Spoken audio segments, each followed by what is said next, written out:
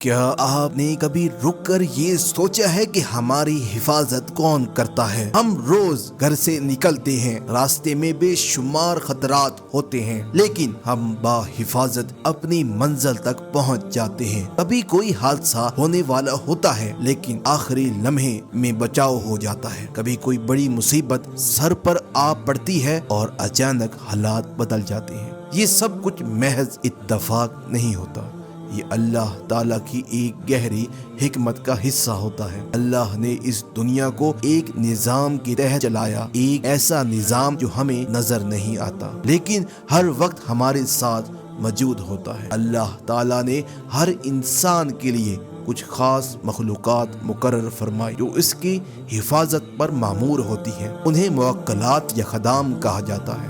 یہ کوئی خیالی چیز نہیں، یہ روحانی مخلوق ہوتی ہے جو صرف اور صرف اللہ کے حکم سے کام کرتی ہیں۔ یہ انسان کو نقصان سے بچاتی ہیں، کبھی دل میں سے ایک احساس ڈال دیتی ہیں، کبھی قدم روک دیتی ہیں، کبھی راستہ دلوا دیتی ہیں، کبھی آنے والی مصیبت سے پہلے آگاہ کر دیتی ہیں۔ لیکن ایک بات یہاں سمجھنا بہت ضروری ہے، یہ موکلات ہر انسان کے ساتھ ایک جیسے نہیں ہوتے، نہ ہی ہر کسی کے پاس اتنی طاقت رکھتے ہیں۔ ان کی طاقت کا تعلق انسان کے اعمال سے ہوتا ہے، اس کی نیت سے، اس کی عبادت سے اور اللہ سے اس کے تعلق سے۔ جو لوگ اللہ کے قریب ہوتے ہیں، جو نماز کو اپنا معمول بناتے ہیں، جو قرآن کو پڑھتے بھی ہیں اور سمجھتے بھی ہیں، جو صدقہ دیتے ہیں، جو والدین کی خدمت کرتے ہیں، جو لوگوں کے لیے آسانی پیدا کرتے ہیں، ایسے لوگوں کے ساتھ یہ موکلات زیادہ مضبوط ہو جاتے ہیں، ان کی حفاظت بھی زیادہ مضبوط ہو جاتی ہے۔ اب یہاں ایک سوال پیدا ہوتا ہے کہ ہمیں کیسے معلوم ہو کہ ہمارے ساتھ موکلات ہیں یا نہیں؟ کیا کوئی ایسی نشانی ہے جن سے ہم یہ پہچان سکیں؟ بزرگوں نے اپنے تجربات میں یہ بات بار بار بیان کی ہے۔ جب کسی انسان کے ساتھ موکلات ہوتے ہیں تو اس کی زندگی میں کچھ خاص علامتیں ظاہر ہونے لگتی ہیں۔ یہ علامتیں عام نظر سے چھپی ہوتی ہیں لیکن سمجھنے والا انہیں فوراً پہچان لیتا ہے۔ اگر انسان اپنی زندگی پر غور کرے تو اسے احساس ہوتا ہے کہ یہ نشانیاں اس کی زندگی میں پہلے سے موجود تھیں لیکن اس نے کبھی دھیان ہی نہیں دیا۔ کبھی آپ نے دیکھا ہوگا کہ کچھ لوگ جہاں جاتے ہیں وہاں خود بخود عزت پاتے ہیں، حالانکہ وہ نہ امیر ہوتے ہیں نہ کسی بڑے عہدے پر ہوتے ہیں، پھر بھی لوگ ان کی بات مانتے ہیں۔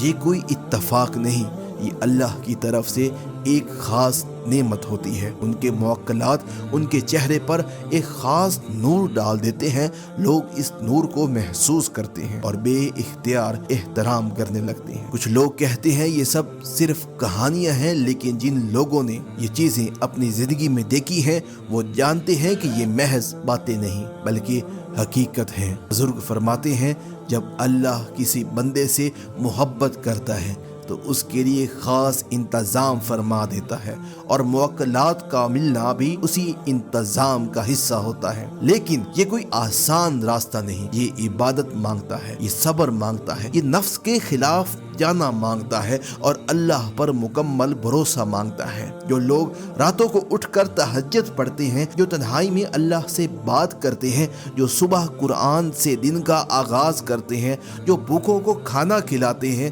جو مظلوم کے ساتھ دیتے ہیں، اللہ ان کے لیے یہ خدام مقرر فرما دیتا ہے۔ یہ خدام کسی انسان کے ساتھ ہو جائے تو اس کی زندگی کا رخ بدل جاتا ہے، دشمن چاہ کر بھی اس کا کچھ نہیں بگاڑ لیتے۔ مشکلات آتی ہیں لیکن ان کے حل بھی جلدی سامنے آ جاتے ہیں، اور سب سے بڑی نعمت دل کا سکون ہوتا ہے۔ انسان کو یقین ہو جاتا ہے کہ اللہ اس کے ساتھ ہے۔ اب سوال یہ ہے کہ ان کے موکلات کی نشانیاں کیا ہیں؟ بزرگوں نے 7 ایسی نشانیاں بیان کی ہیں۔ پہلی نشانی خوابوں سے تعلق رکھتی ہے۔ ایسا انسان خواب میں بار بار ایک ہی چہرہ دیکھتا ہے، کوئی بزرگ، کوئی جان پہچان والا جو اس سے بات کرتا ہے، کچھ سمجھاتا ہے، یا عام خواب نہیں ہوتے، یہ ایک پیغام ہوتے ہیں۔ دوسری نشانی، دل میں اچانک آنے والا احساس ہوتا ہے۔ کبھی دل کہتا ہے کہ آج مت جاؤ اور بعد میں معلوم ہوتا ہے کہ وہاں کوئی حادثہ ہو گیا۔ یہ کوئی اندازہ نہیں، یہ حفاظت کا انتظام ہوتا ہے۔ تیسری نشانی، لوگوں کی طرف سے ملنے والا احترام۔ چوتھی نشانی کہ جب شخص بولتا ہے تو لوگ پوری توجہ سے سنتے ہیں۔ پانچویں نشانی، خواب میں خزانے دیکھنا۔ یہ دنیاوی نہیں بلکہ روحانی نعمتوں کی علامت ہے۔ چھٹی نشانی کہ اس کی ناراضگی کا اثر ہو جاتا ہے لیکن وہ بد دعا نہیں کرتا، اللہ خود معاملہ سنبھال لیتا ہے۔ ساتویں اور آخری نشانی بہت گہری ہوتی ہے اور وہ ہے دوسروں کے دل کی بات سمجھ لینا۔ کبھی آپ کسی سے ملتے ہیں اور آپ کو اندازہ ہو جاتا ہے کہ وہ کیا سوچ رہا ہے۔ یہ کوئی جادو نہیں، یہ اللہ کی طرف سے عطا ہوتی ہے۔ بزرگوں میں یہ صفت عام تھی، وہ لوگوں کے دلوں کے حال جان لیتے تھے۔ یہ سب اس بات کی علامت ہے کہ انسان اللہ کے قریب ہو رہا ہے۔ اب آخر میں یہ بات سمجھنا ضروری ہے، یہ ساری نعمتیں صرف دنیا کے لیے نہیں بلکہ آخرت کی تیاری کے لیے ہیں۔ یہ دنیا ایک مسافر خانہ ہے، ہم یہاں ہمیشہ نہیں رہیں گے۔ اصل زندگی وہ ہے جو موت کے بعد شروع ہوگی۔ جو اللہ کے راستے پر چلا وہی کامیاب ہوا۔ قرآن ہمیں یہی سکھاتا ہے کہ اصل کامیابی آخرت کی کامیابی ہے۔